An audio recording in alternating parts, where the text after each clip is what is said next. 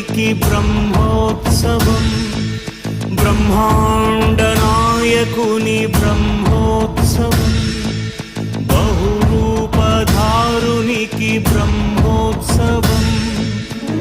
శ్రీభూసతులతో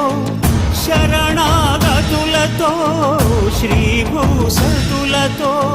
శరణాగతులతో, ఏడు కొండల పైన చక్కగా బ్రహ్మరూపుని